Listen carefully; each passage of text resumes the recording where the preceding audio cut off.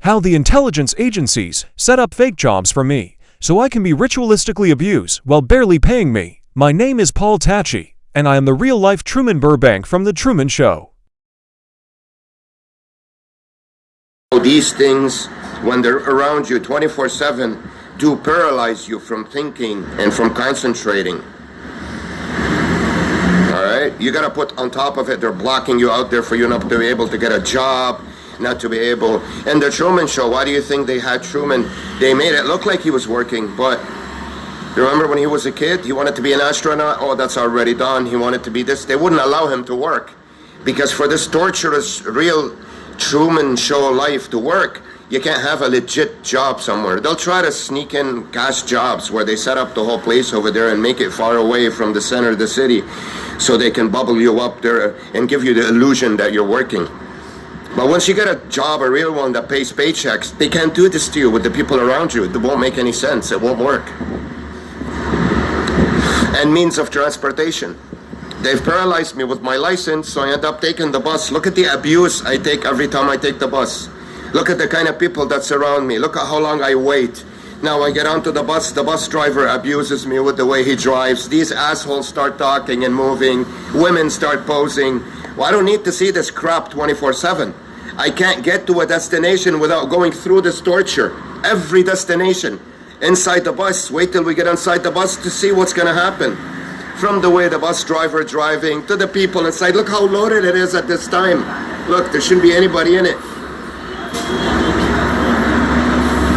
It's torture. They're pretending they're real people. They're not. They're fucking animals.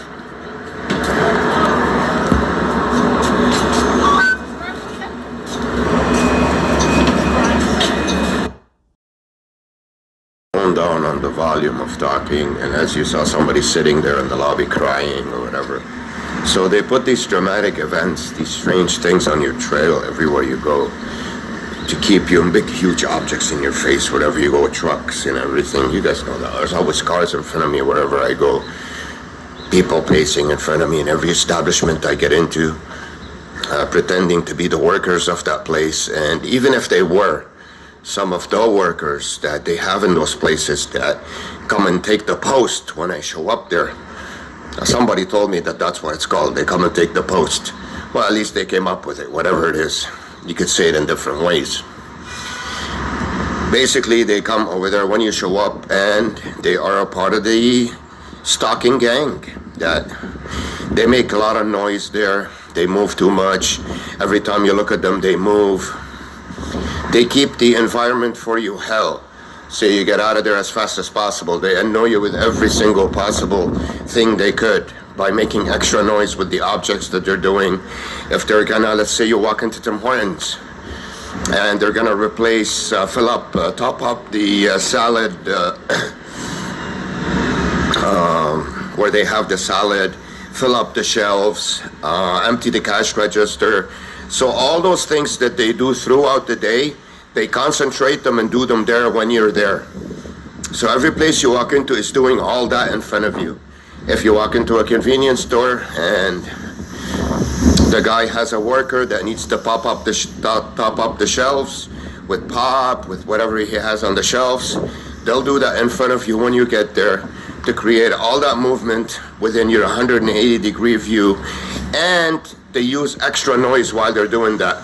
So instead of putting the box on the floor, they just drop it so it makes noise. So every single environment, every single establishment, regardless whether it's government, courthouse, hospital, convenience store, anything and everything, you are surrounded in this bubble. You're bubbled up with this crew that every time you show up there is designed to make you feel like crap. Whether it's extra noise and movement, whether it's the way they treat you. Now they changed it, but I had it done on video before. They stole the old videos. They used to serve the person behind me in the lineup, make me wait every time I show up there, pretend they're doing things. So I could never get served as soon as I get there.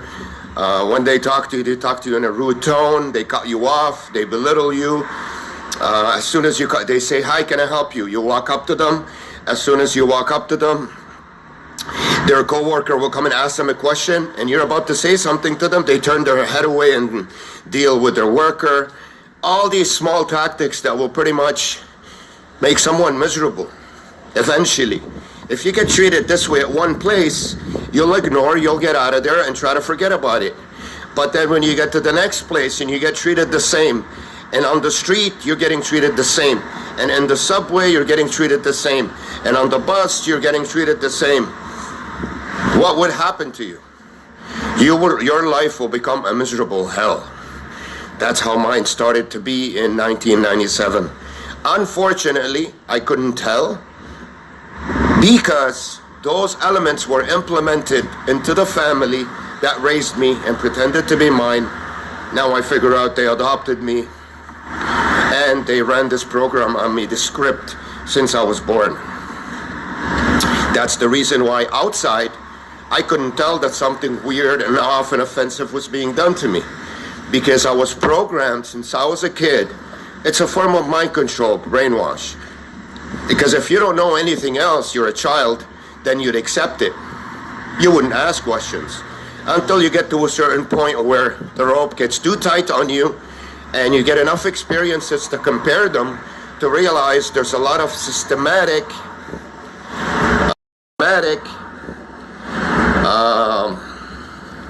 repetition there in the way you're being treated. And I figured it out because I've traveled a lot, and they've done obviously the same to me in every single country that I've been to. Otherwise, I would have figured it out. They've kept me bubbled up from the airport here to the plane to the airport there to the hotel there. I know it sounds ludicrous, doesn't it? But that's what they've done to me. So this has been pretty much my torturous life until I got to a point where I woke up. Now they've had me on drugs for 15 years, opiates. It's the only drug that I've ever liked, and I never liked drugs. Why did I like that drug? Because of the way I was getting treated.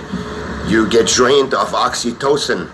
Oxytocin is the chemical in our brain, like serotonin. Traveled a lot, and they've done obviously the same to me in every single country that I've been to.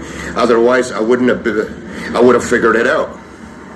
They've kept me bubbled up from the airport here to the plane to the airport there to the hotel there. I know it sounds ludicrous, doesn't it? But that's what they've done to me. So this has been pretty much my torturous life until I got to a point where I woke up. Now they've had me on drugs for 15 years, opiates. It's the only drug that I've ever liked, and I never liked drugs. Why did I like that drug? Because of the way I was getting treated. You get drained of oxytocin. Oxytocin is the chemical in our brain, like serotonin, that would elevate when we're happy with emotional and social contact with people. We're social creatures. We're not.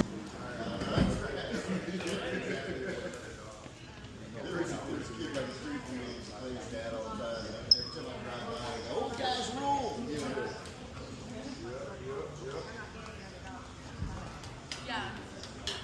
I could imagine if something happened to ours, I'd feel like it'd be hard. I'm not gonna play him for another 18 months.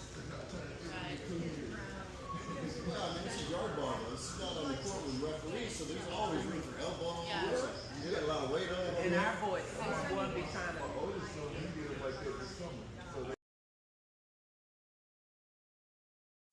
Would elevate when we're happy with emotional and social contact with people.